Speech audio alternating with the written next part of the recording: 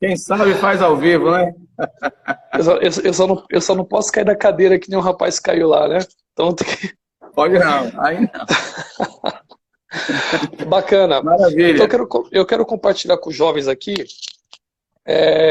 Gênesis capítulo 30, a partir do versículo 1º, né? Então está escrito assim: Vendo, pois, Raquel, que não dava filhos a Jacó, teve Raquel inveja de sua irmã e disse a Jacó: Dá-me filho, senão morro. Então se acendeu a ira de Jacó contra Raquel e disse: Estou eu no lugar de Deus, que te impediu o fruto do seu ventre? E ela disse: Eis aqui minha serva Bila, entra ela, para que ela tenha filho. E eu assim acendeu Bila, sua serva, a mulher. Sua mulher? Oi, Maravilha. pode continuar? Tá tudo jóia. Pode. Tá.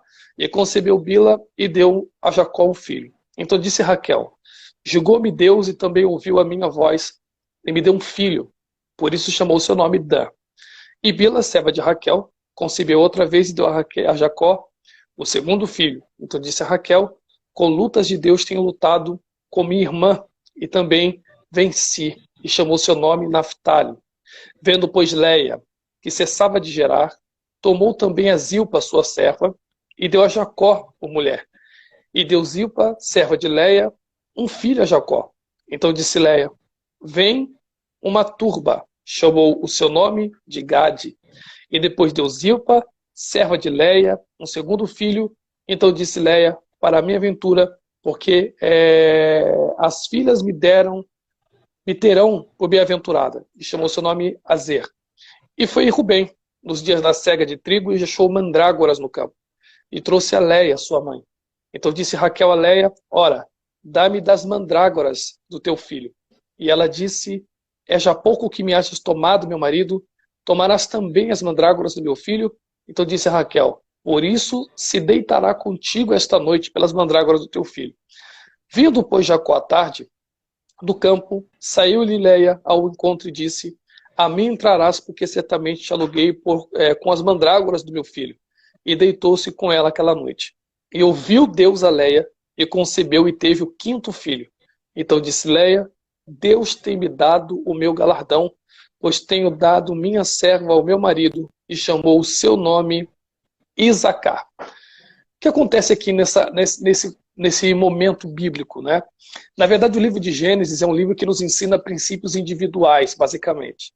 Então, a gente costuma fazer, quando a gente estuda nos livros de Gênesis, não é um estudo rígido, né? Mas é um estudo que você pode também aprender com ele, de que o livro de Gênesis ele é tido como o livro das sementes. E aí o hebraico ele chama isso de Zeraim.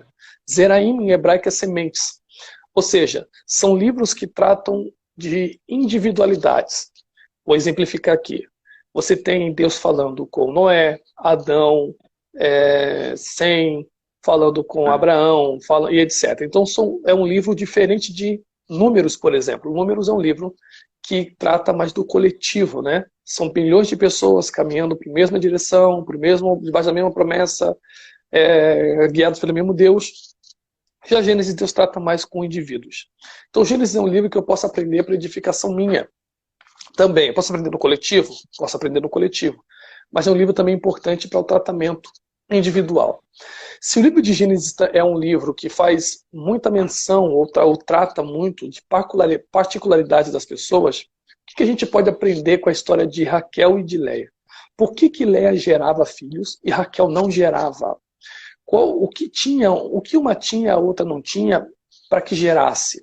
É muito mais do que uma visão de uma pessoa ser estéril. Então a gente vai tentar aqui entender de forma rápida, para não estourar o tempo de vocês, o que era ser estéril naquele tempo, a importância de ter filhos e por que provavelmente Raquel não gerava. Então hoje em dia nós temos uma mudança de entendimento sobre a importância de ter filhos. Então você tem pessoas que querem casar, mas não querem ter filhos. Então você troca os filhos ou pelo trabalho, pelo dinheiro ou conquistas pessoais, ou você troca a construção de família por comprar um animal, né? Um cachorro ou um gato, algo do tipo. Então os filhos eles foram retratados de uma forma dramática ou romantizada muito nas novelas como algo problemático. Então quando você assiste novelas, você entra na internet, você vê depoimentos de pessoas famosas, que tem uma realidade diferente da nossa, eles tratam o filho como um estorvo. Basicamente, por exemplo, as mulheres nem amamentam mais os filhos. Você vê mulheres que acabam de sair do parto e já estão fitness de novo. Então elas cessam a amamentação e criam os filhos à base da mamadeira, né? Então você vê que são pessoas que não são tão apegadas, não têm um conceito de família como nós cristãos ou com os parâmetros bíblicos. No tempo de Jacó, de Abraão, de Isaac, nesse momento nômade de Israel, a concepção de ter filhos era muito importante, tão importante que quando acontecia o casamento, desejava-se aos cônjuges, né, aqueles que estavam se casando, que eles tivessem muitos filhos. Então, eu vou dar uma referência aqui para vocês. Por exemplo, Gênesis 15, versículo 5, diz assim: então levou fora e disse, olha para os céus e conta as estrelas, se podes contar, e disse, assim será a tua descendência.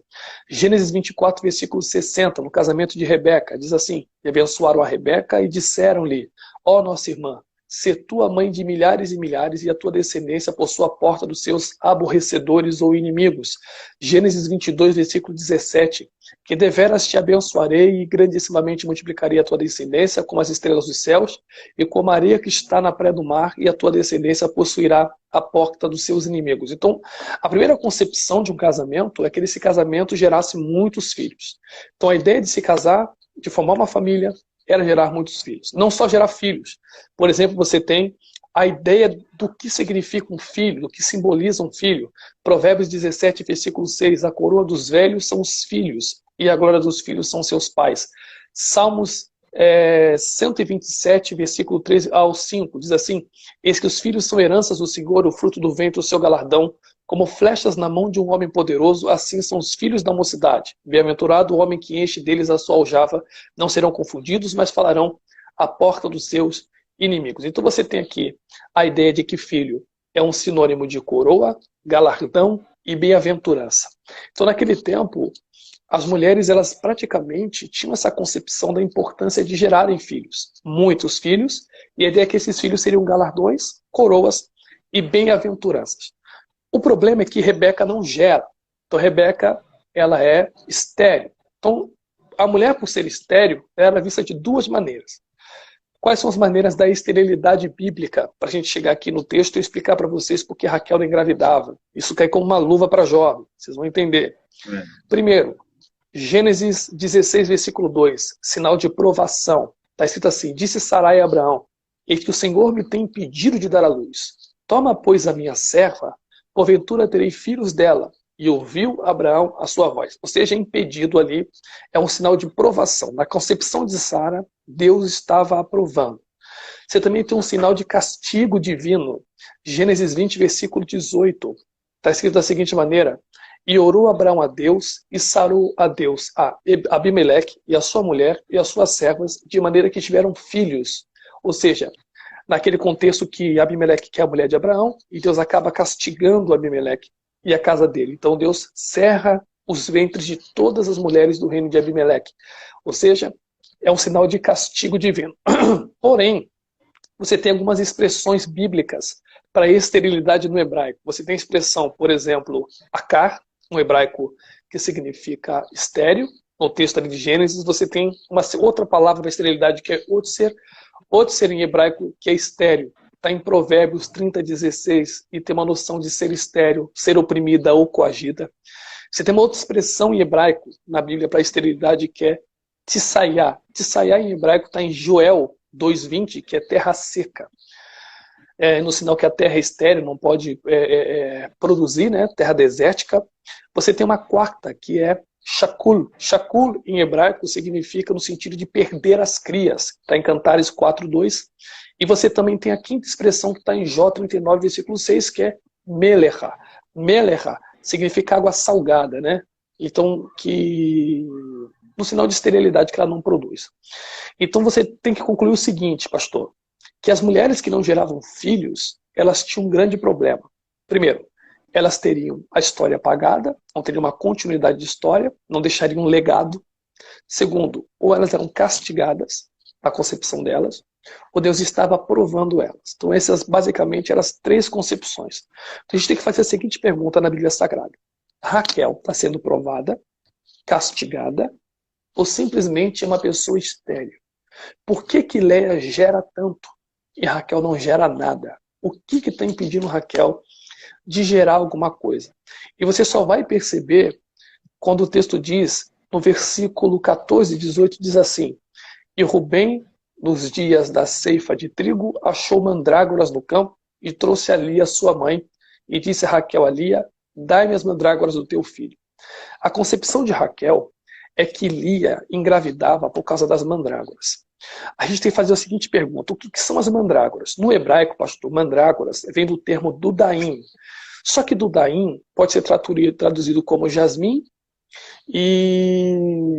ou mandrágoras, né, como a gente traduz. Só que na antiguidade, as mandrágoras na antiguidade, elas tinham dois significados. O primeiro significado, acreditava-se naquele tempo que as mandrágoras tinham propriedades mágicas. E as mandrágoras, por terem propriedades mágicas, eram chamadas de maçã do amor, porque elas tinham um poder afrodisíaco, ok? Segundo, você tinha uma representação de Afrodite. Os antigos acreditavam que as mandrágoras representavam Afrodite, porque Afrodite, a deusa do amor, recebe o nome de Dama das Mandrágoras. Então você tem o fruto das mandrágoras não só um poder afrodisíaco, você tem nas mandrágoras uma crença mágica, ou seja, você tem um paganismo preso nas mandrágoras. E digo mais, as mandrágoras elas tinham um formato do dorso do corpo humano. Então, na concepção de Raquel, ela quer gerar algo divino, mas agarrada nas práticas do passado. Então, Raquel tá entendendo? Raquel não simplesmente não gera, Raquel não pode deixar legado, porque enquanto ela não consegue abrir mão do velho, o novo não consegue operar na vida dela. Então existem muitos jovens nos assistindo, pastor, que querem gerar ministérios, que querem gerar dons, que querem gerar legados, que querem deixar alguma coisa para sua casa, para sua família, que querem deixar alguma coisa importante em Jequié, só que vivem essa vida dupla. Eles não conseguem abrir mão das mandrágoras, das crenças antigas, das práticas antigas, dos hábitos antigos, da mentalidade antiga. E aí fica muito fácil você achar que Deus está te provando ou te castigando. A gente se exclui da responsabilidade de uma vida correta, porque o que Deus mais quer é que a gente possa gerar, pastor, para que a nossa vida, para que a nossa vida ela possa fluir. Para eu concluir, é o mesmo caso de Abraão.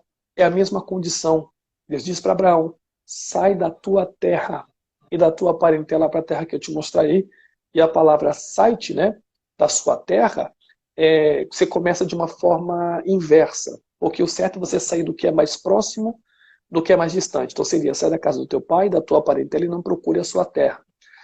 Só que ele sai assim, sai da sua terra, parentela e casa do pai. Ele começa de fora para dentro, não de dentro para fora. Então Deus começa por onde mais incomoda.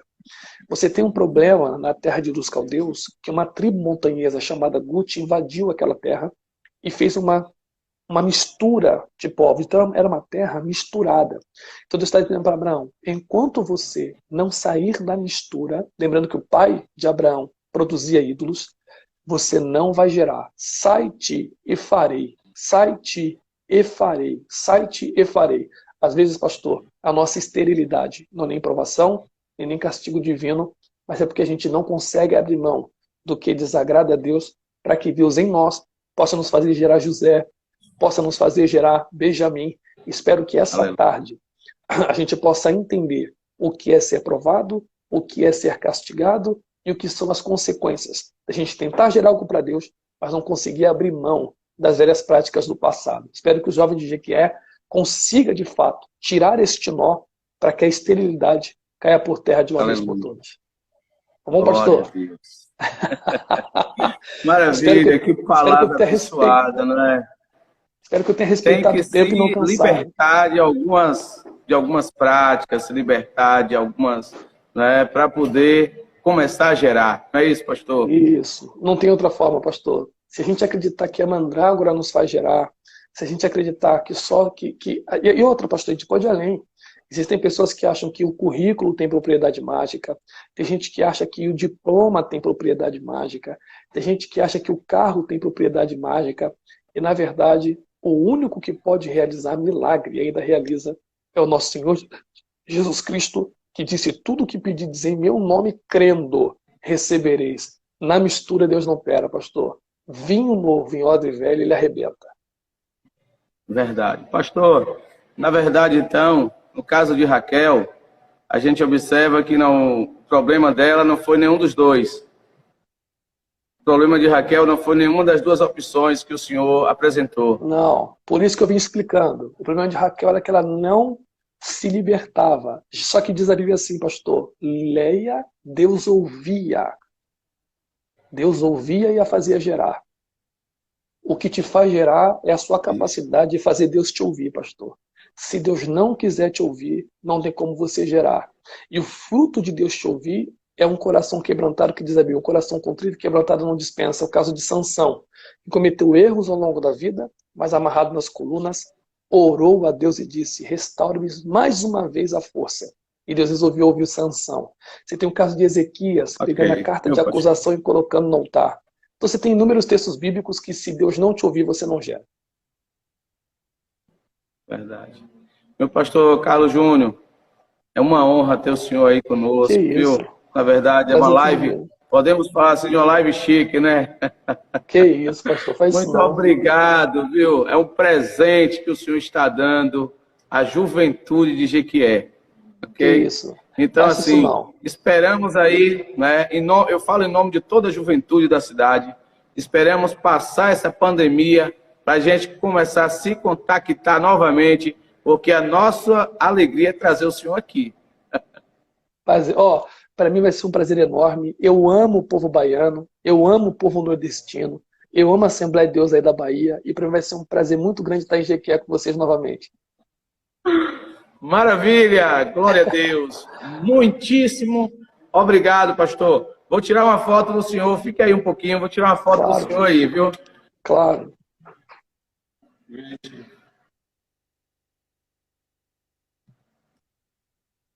Glória a Deus. Está aí o nosso pastor, Carlos Júnior, pregou uma palavra do céu para nós. Que o Senhor possa continuar abençoando a vida do conferencista Carlos Júnior. Ok, meu pastor, muitíssimo obrigado por tudo, viu? O senhor pode estar fazendo as suas considerações finais. A Igreja Assembleia de Deus Jequié agradece. Tá bom. Eu quero agradecer a toda a juventude da cidade de Jequié, não só da cidade de Jequié, mas todo o estado baiano, que tem um carinho muito grande por mim. Espero em Deus que vocês continuem orando por mim, para que a gente consiga dar muitos frutos, e que Deus abençoe a vida de todos vocês. Muito obrigado, meu pastor. Vocês que tiveram lá com... Amém. Que Deus abençoe, meu pastor Carlos Júnior. Muito obrigado.